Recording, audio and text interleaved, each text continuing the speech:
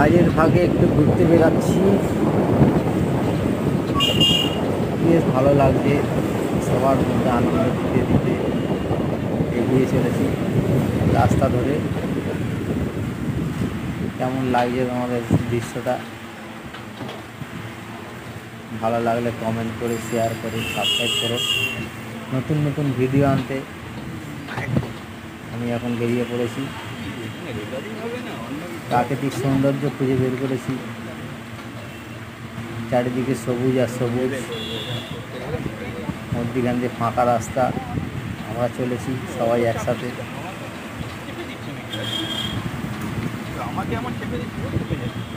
দুদিকে ঘন জঙ্গল, মধ্যিখান দিয়ে রাস্তা, বাঁ দিক ডান দিক বাঁ দিক।